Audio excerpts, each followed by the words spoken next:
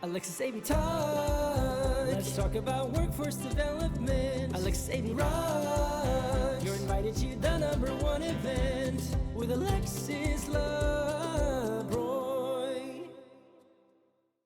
Hello, everybody. Thanks so much for joining me today on Alexis AV Talk. I hope that you enjoy the holidays, and here we are in 2022. I'm just so grateful and thankful to have made it through 2021 in one piece, and I'm glad that you all are here with me as well. Here's to a safe and healthy and prosperous new year for all of us. Really looking forward to jumping in and doing some big things this year. So let's get started with the show. I wanted to introduce you all to my guest today, Miss Alicia Henley. The Smooth Factor is here with me today as a co-host. Hey, Alicia. Hey, Alexis. I'm happy to be back with you. A huge fan of the show. Thank you. I'm a huge fan of your show. I always tell you I'm trying to be you when I grow up, right? And I'm trying to be you. So here we are together, knocking this thing out. Knocking it out. Well, thanks for joining me today. Absolutely. I wanted to have Alicia co-host with me so that we can talk to our guests, because the topic is something that Alicia has talked about on socials, and a lot of us have talked about on socials this past year. And so now I want to introduce Payden Adams. Hey, Payden. Hey, y'all. How's it going? Thanks for having me. Absolutely. So glad you're here. Alicia, Payden and I have worked together at two different companies. Wow. We worked together at it's Encore, old PSAV, right? And we didn't know each other then, but now more recently we worked together at PRG. So we did know each other there. That's better awesome. Better late than never. But if we had known each other at Encore, we'd have taken over. Oh, I agree 100%. Yeah, I agree 100% with you on that. I love it. Mm-hmm.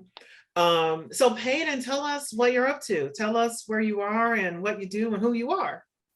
Yeah. Well, hi, everyone. Thank you again for having me. My name is Payden Adams. My husband and I recently just relocated to Utah from Los Angeles.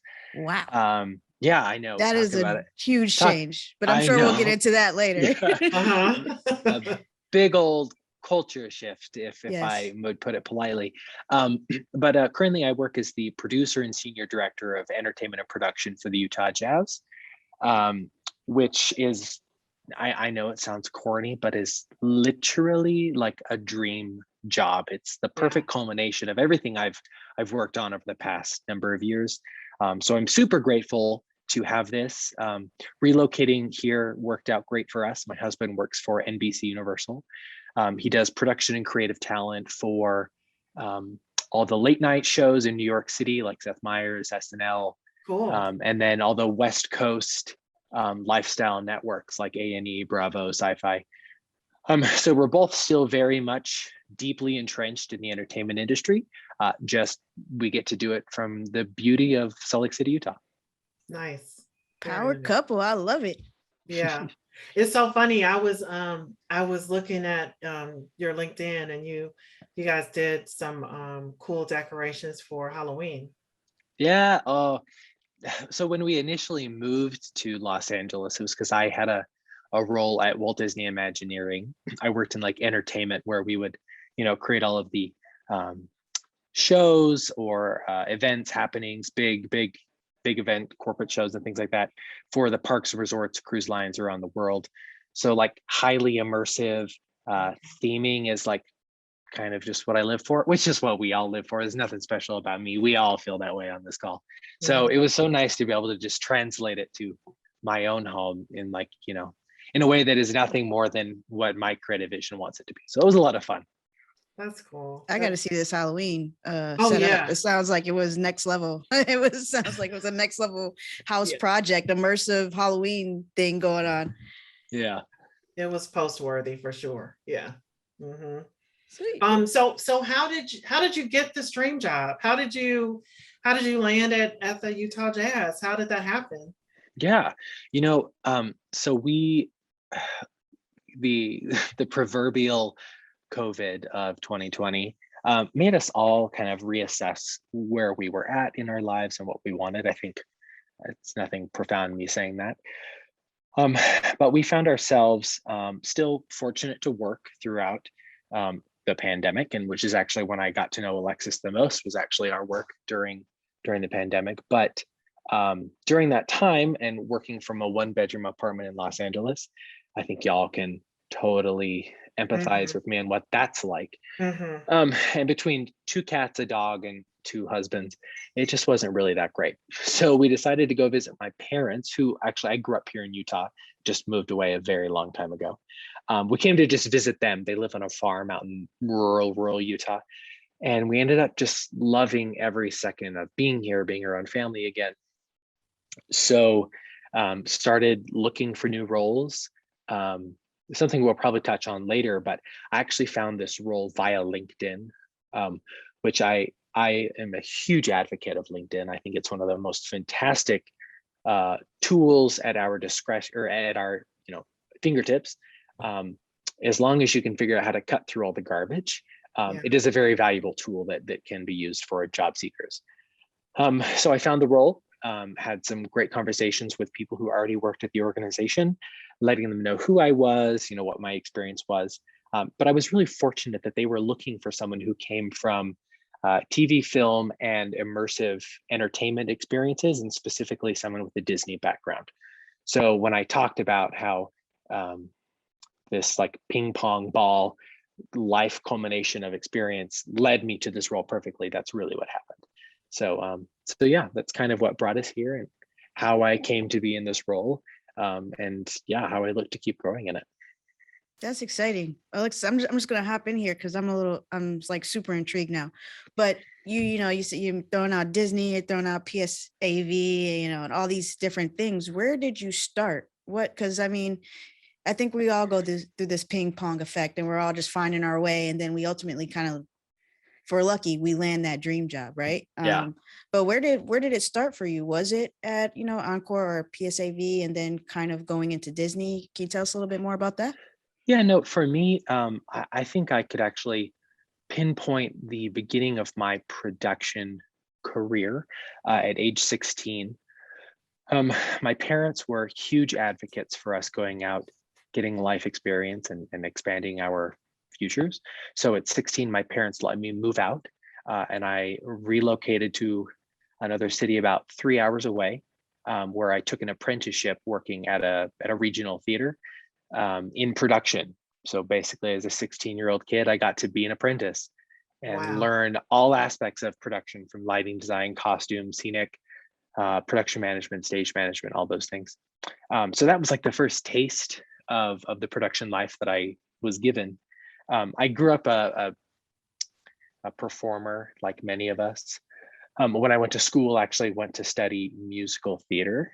So that's really my background, as I was a ballet dancer and a musical theater performer and a singer.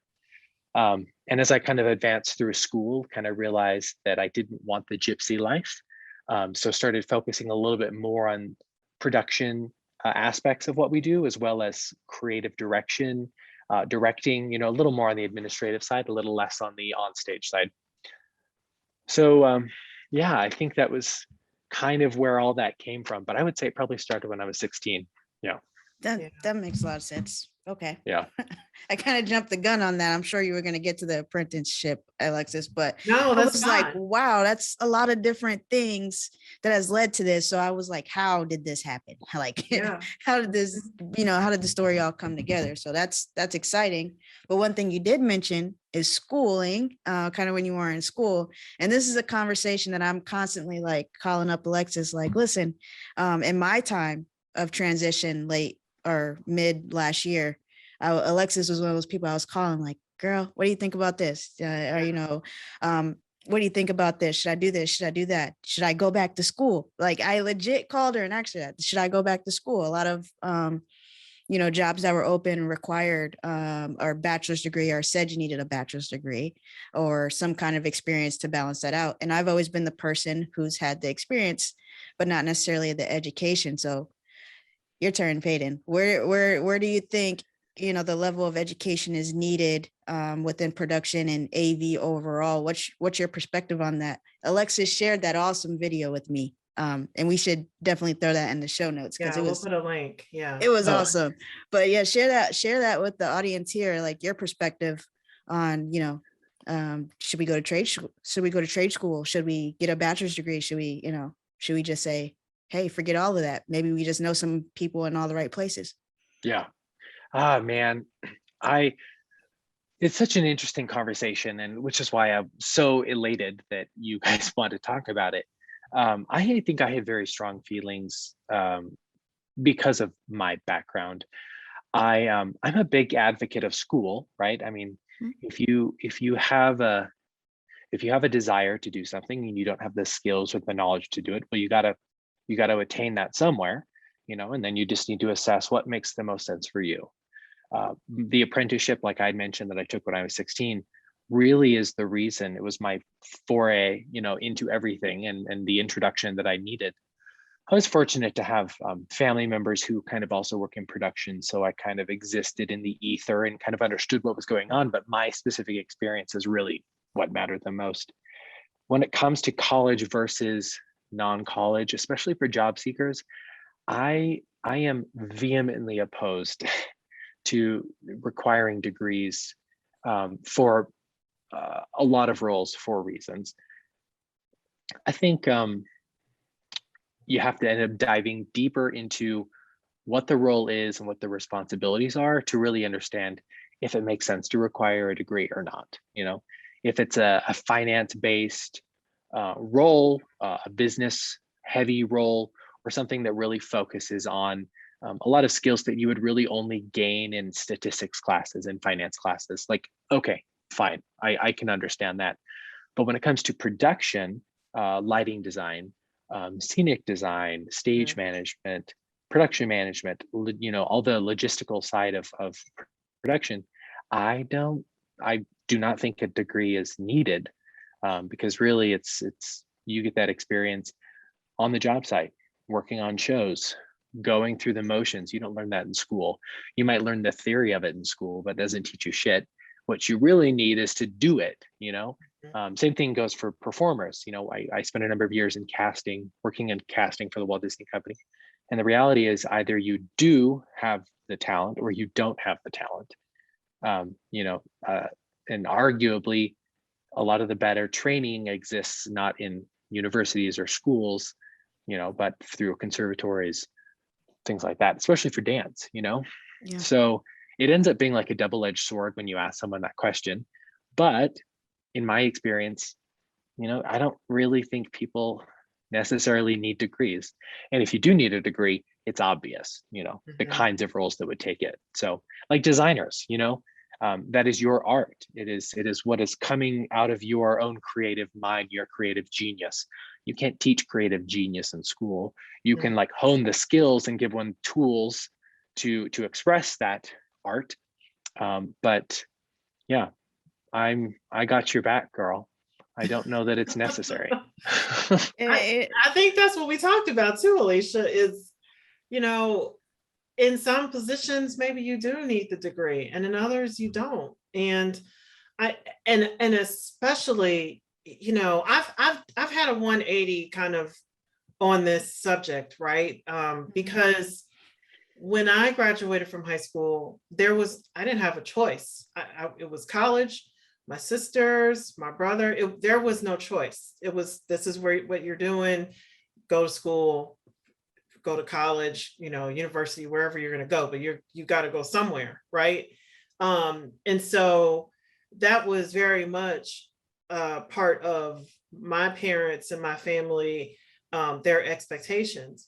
But I more and more, when I think about the student loans that I have and what a ripoff it is, and I just feel like it's just another form of bondage, you know, to get in that situation. And do you need to be in that situation in for every job there is, and specifically for the types of jobs that we do, you know? Maybe not. You know, if you could go to school for free and get some education, then fine, go do it. You know, if there's something you're passionate about and you really want to have a degree to be able to do that, do it.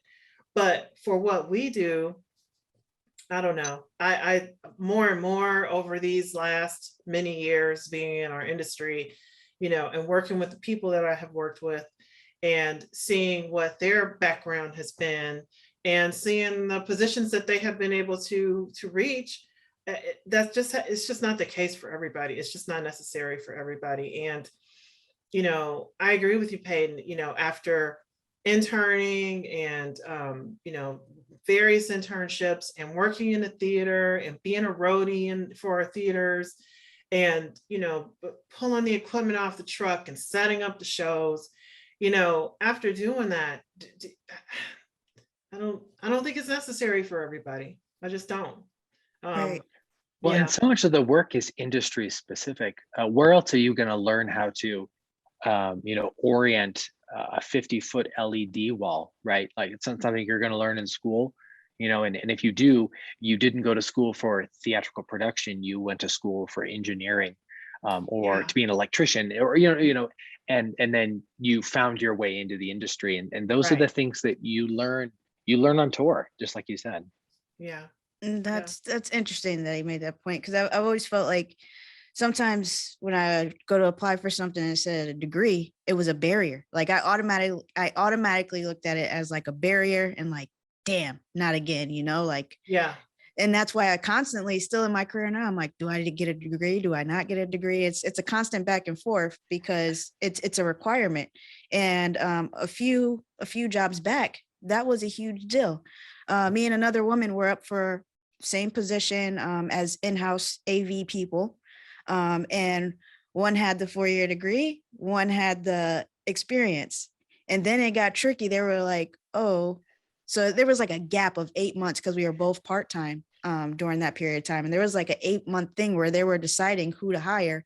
They ultimately hired both of us because it was a huge thing, right? But it's like that and or experience wording. It's very, very tricky. And I've always looked at it as a barrier when I'm like, yeah, we could just really remove this and hire better talent, hire, you know, more diverse groups of people, and ultimately just have the right people in the right positions, opposed to the high turnover that comes a lot in production as well. Like just because that person has a degree doesn't mean that they have the experience or even know that this is what they actually want to do. So it's kind of it's an ongoing discussion. And like I said, I constantly battle myself still throughout my career on if, you know, should I just go back to school and get it over with? And then I'm kind of like, I'm too old. I don't have enough money. And, you know, there's a lot of moving factors. Yeah. You know, I've if you always work for a company that will pay for it, then that helps too. Yeah, true. Yeah. True. I mean, I've always felt that it's just this artificial sieve. Yeah, I mean, we think we all know that that's what it is. It's Yeah. just this arbitrary sieve put in place under the assumption that this is a mile marker that if you achieve it, then you meet the basic criteria of this role, which isn't true. But I think a big part to blame of the advent of that is ATS systems, applicant tracking systems, you know, and trying to just move so much of this process over to a streamlined workflow. And the people who ultimately pay the price are the talented individuals who are applying for the roles. And that really just grinds my gears. Right. There are like you said, there are all barriers to entry and barriers to being to access and to the opportunities. And yeah. You know what, I guess my hope in having this conversation is to have a light bulb go off in somebody's brain and say, okay, well, before we post for this position, maybe let's look at the way that we have worded the job description. Is this going to turn somebody off, or is this going to attract people. I just saw this RFP in our industry, and the RFP listed it's hours and hours and hours of work, right? And so they want you to submit your bid for this work, and good thing they, most of the time you don't know what the salary range is or the compensation, but they posted the compensation in the RFP as well. And so the compensation was not commensurate with the amount of hours and that it's going to take to get this job done, right? So, I'm thinking, there's so many things there. Thankfully, they posted what the salary range is, which is great. So that's another thing I think that I've been seeing a lot in LinkedIn, that people really need to know before they apply what, not only the job description, but also the salary, how do you attract people to this position, and hire the right person, like Alicia said, hire the right person versus hire the person that fits and meets all your arbitrary qualifications. That's what I hope, that the light bulb goes off in somebody's brain and say, okay, let's take this out. Let's take this out. Let's add the salary. Let's add some other information about our culture that's going to make people say, I really want to work there, or I really don't want to work there. I'll move on to the next position. Yeah. I mean, growth is that one thing that kind of always stood out for me. Like, okay, you both have degrees, and then it's like that but okay, they're considering my trade certification, right? And it's Right. like, so is there room for growth here? Because maybe I'm going to have to take a lower level or entry level position at first, but once I show you what I can do, is there room for growth? Like, what does Right. that growth path look like? And I think that should be included. Maybe not necessarily like in, job descriptions, but maybe like I don't know, like a little bullet point, because I think it's important. Yeah. Well, Payden, what does your organization now offer any internships and apprenticeships? Yeah, we have a lot of internships. Apprenticeships are something that I would hope that we're going to start considering. But for the most part, we go with internships mostly because of how it lines up with school years and how the school year lines up with the NBA season. So it kind of works out for us. But yeah, we do have a lot of interns. I don't currently have any interns in my department. However, definitely considering that as something that we could start leveraging moving forward, which I think would be a wonderful opportunity, especially since we exist in the production vertical, and giving opportunities to individuals who want to learn more about not only AV production, but also sports entertainment, and then also how we plug in with broadcasts and how we work closely with TNT and ESPN and other networks like that too. So hopefully look to add something maybe in the next year or two. But I know that the interns who spend time with us are invaluable to the work that we do. We really entrust them to do some of the heavy lifting and actually give them a quality experience. It's not performative. They really are contributing to what we're doing. Yeah. A lot of the assets that I play back, every game, some of the broadcast assets come from the broadcast intern who puts together these hype videos and things like that. So huge value that I see within what we do with interns. That's great. That's great. Yeah. I know. I have a question. I could Google it, but I'm here with friends that are experienced. So internship, apprenticeship, what is the difference there? I never had either one, so maybe this is why I don't know, but you refer to them very differently, Payden. So can you share that with maybe other people who don't know, or maybe it's just me? Hey. Yeah, I'll give you guys, I'm sorry, I have to stop really quick because I'm on battery mode and my stupid battery is dying. So give me 1 second. Right. So here's my technical difficulty issue. Okay, sorry about that. Whew. I'm gonna mute myself so I can catch. You're good. Madeline, I have a question though. Should I restart that question again, or are you gonna? I think that would be good if you just want to restart the question. Okay. Now I have to think about what my question was.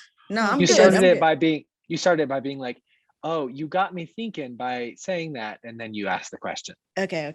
Maybe that'll help it flow for you. Sweet. I'm like, damn, where was I? All right.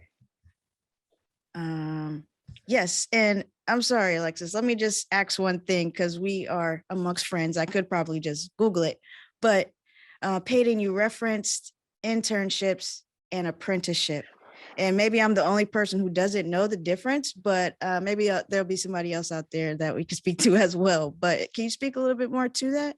Yeah, I will definitely do my best. And if I totally botch it, anybody, leave a comment nicely on this podcast. They'll get back to me.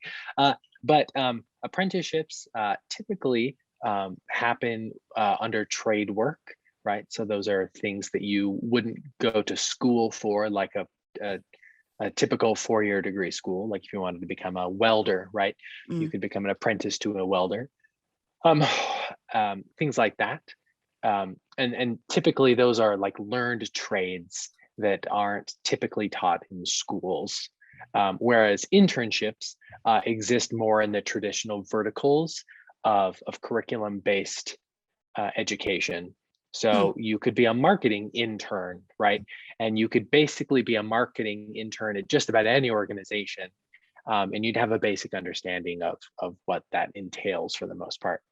Right. That's not the best description, but I think it's the way it relates back to I'm with you. Education. So I think that's right. And like you would have an apprenticeship, for just relating in terms to what we do, like for riggers, union labor in the theater, you would start as an apprentice maybe before you can get to journeyman, before you could get to the full union position. Okay. All right. I'm with you guys. Thank you for sharing. Thank you for sharing that that wisdom with me. I appreciate it. Yeah. Well, I like that you guys have internships, and you'll have to keep us posted on any production internships that you start in the next year or so, because I would love to do a follow-up and just include a link to the position or just tell people about it. And PRG has internships started back up this year as well. Nice. And I'm excited to see that. And like other companies, we are looking for people to help us run the organization. It's a big organization, so entry level, starting as an intern, that would be a great way to get into and get started. Well, and one thing I just want to add to that, Alexis, you bring up a good point. The reason I feel like internships or apprenticeships are the most valuable, especially for someone just starting out their career, is, and we'll probably touch on this, but ultimately people get their dream jobs through their networks and the people they know, not through posting for a job on LinkedIn or Indeed. When you apply for a job on Indeed, I always feel like I'm standing at the precipice of a black hole and I'm holding my resume and I throw it and I yell my name into the black hole and say, hire me. And nothing ever comes back out of the black hole because it just gets condensed down, Whereas when you do an internship or an apprenticeship, you actually get deep within the organization at PRG. Not only would you be working under, let's say you were working in New York City with lighting, but you're going to get to know other individuals who work in TV and film in Los Angeles, who work in gear rental in DC, and that's the kind of exposure and networking you need to do to actually find roles that translate to full-time jobs or entry-level positions as opposed to internships and apprenticeships. Absolutely. Networking, you're speaking my language, Payden. That's how I've grown this far. Honestly, like I would think of dream jobs. I would either find a way to be in the same room with people who worked at that company, or finding them on LinkedIn. You mentioned LinkedIn. LinkedIn has become like, it's neck and neck with Twitter now, Alexis. I can't lie. LinkedIn has kind of really taken over. I've been putting a lot of energy and Yeah. actively reaching out and actively engaging with people that I think just work at cool places, not to sell them anything or, Right. possibly be on a podcast or two, but ultimately just tell our stories, because the more we tell our stories about what we do, how we've ended up at these dream jobs, it inspires somebody else to just take that chance and maybe fill out an application at their dream job and, get connected with somebody on LinkedIn at their dream job. You never know. It's such a powerful tool, like you said. And I think that's where people should start, especially since events haven't come back full force yet. Just hop on LinkedIn, connect with people that are into things that you're into, connect with other like-minded people and just be genuine. It really could create a snowball effect of something great, whether it's 3 years from now, 6 years from now. Like, I can't believe I work at Audinate sometime, Alexis. It's like, it's crazy. Yeah. You were talking about that a while ago. Yeah. Mm-hmm. Like, you never know how things turn out, 2, 3, 5, 6 years down the line. So just keep that in mind and connect with like-minded people is so helpful. My last question for you, Payden, is about is kind of piggybacking on what Alicia just mentioned and something that you said earlier, and that was that you had a connection, someone that you knew or someone that you had that was in your family who worked in the theater, who worked in production before, when you were 16, starting that internship. And one of the things that I always say is, if you can see me, you can be me. So you saw someone who was doing that job and you're like, oh, that's really interesting. I want to try that out. What advice do you have for young people or someone who's trying to break into, live events or, production or performing? What advice do you have for a young person who's starting out or someone who is trying to get into any of those industries, how to get to their eventual dream job? Yeah. I mean, I think I would touch on a few things. One is to, always remember what your goals are and just constantly be making choices that advance you towards that goal. Which is easy to say, not very easy to do, but like I mentioned before, if I think about what my role is now, I didn't ever think I wanted to be the producer at the Utah Jazz, but I knew that this was the kind of role in the world that I wanted to be working. So if I look retrospectively from where I am now, it all kind of makes sense, So first would be, hold on to your goals and your dreams and, chase them. And number two is to realize that you don't need anybody's permission to just do it now. You're not waiting for some arbitrary permission to go into production. If you want to make movies, well, you don't need anybody's permission to do that. You can just start doing it. Start using your talents, hone your talents, build your toolkit. I always describe it that there is no job that I ever had that didn't teach me something that gave me a very valuable tool to put in my tool belt that I still use to this day. Even like when I was 17 years old and I was a lifeguard, a lot of the responsibilities and the first aid knowledge and things like that are things that are in my tool belt now that I still use to this day. Now that seems, maybe insignificant, but the reality is everything successively is built to help support us to get to these positions that we wanted. But don't forget, you don't need anybody's permission, just do it. Just go ahead and do it. The only thing stopping you, it's so corny to say this, the only thing that would be stopping you is you, So also, what was that quote that you just said? If you see me, you can be me. Oh my gosh, I think my head kind of exploded when you said that. That is, it doesn't belong to me, but it's like my theme. It's like yes, that's my thing. No, that is so good. And it's so real. And the only follow-up to that I would say is, and if you want to be me, ask me how I became me. Oh, I love it. Absolutely. Damn, this is some serious gem dropping right here. Like, I love it. man, Yeah. and I used to get on Alexis about that for a while. I was like, man, I didn't actually believe, like, I took that phrase for granted for a long time. If you can see me, you can be me. And then I realized how much I was seeing Alexis and how much I wanted to be her. And I was like, damn, maybe she's right. Don't worry, Alicia. I want to be Alexis too. So we're in You the guys are same crazy. boat. You guys are crazy, crazy cool. Yes. Hey, but I think we're all like, hey, I want to, what is Payden doing? I'm like, that sounds so cool. I want to be doing that, and I'm the same way. Like, Alicia, how is Alicia doing this? I need to be doing.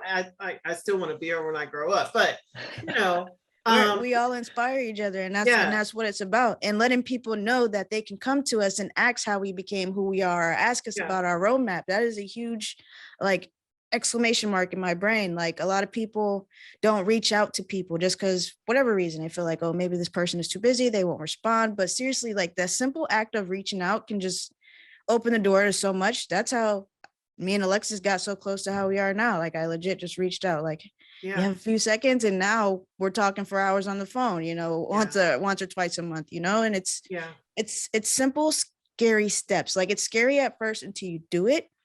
But man, y'all are dropping some serious gems on this podcast. So I'm gonna blast this from the mountains, because that was those two phrases, and also the fact that you don't have to ask for permission. Like, man, that really spoke to me, Payden. Like, seriously, that's a great reminder. I think it's a theme for 2022. Yes. We've had going on 2 years to time to think, time to consider and reconsider and reevaluate things, work and life, and what are the things that are the most important to us, right?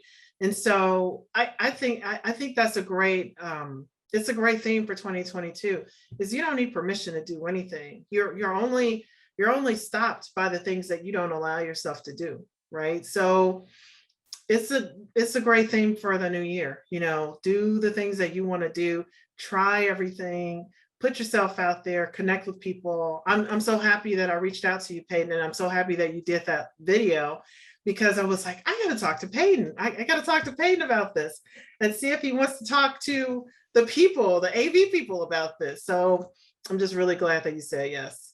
I am ecstatic that you asked. Anything for family. Yeah, thank you. Well, thank you so much for being here. We're gonna wrap up. Payden, please tell people how they can reach you if they have any questions or want to. Yeah, absolutely. You can obviously please message me on LinkedIn. You can find me under Payden Adams. I'm a huge proponent of LinkedIn, big old fan, will be till the day I die. Not sponsored by them, but I should be. Just kidding. You can also find me on Instagram at Pay Adams. That's PAY Adams, which is fun because there I post a little more of a behind the scenes sneak peek about what we do with the Jazz. You'll see a little bit more of our entertainment and things like that. So it's kind of a nice mix of the two. Very good. Thank you. Alicia, how can people reach you? So if you're on Twitter, of course, at The Smooth Factor, and LinkedIn, of course, huge fan of LinkedIn as well, like I said earlier, and everything else is at The Smooth Factor, Instagram. If you want to check out my website, thesmoothfactor.com. Great. Okay. Well, you can reach me, Alexis LeBroy, on Twitter at Alexis LeBroy, LABROI, and also on LinkedIn. And same handle on IG, but I have to get better. I don't know how to use it that great. So you on Instagram and I didn't know. Yes. See, look, Payden, you're bringing out all Alexis secrets now. All I post on there is pictures of my tomatoes and stuff. So it's not a whole lot, but but that's something to work on. Yeah, for the new year. Yeah, that's what I'm going to work on. But that's how you can find me. And please reach out to me if you have, if you want to connect with me as well. And I'm always around. So just want to say again, thank you to Payden. Thank you to Alicia. That's our show. Happy New Year. Happy 2022. Let's do this. I need like champagne bottles. Exactly. Thanks, everyone. Alexis AV Talk. Let's talk about workforce development. Alexis AV Rock. You're invited to the #1 event with Alexis Love.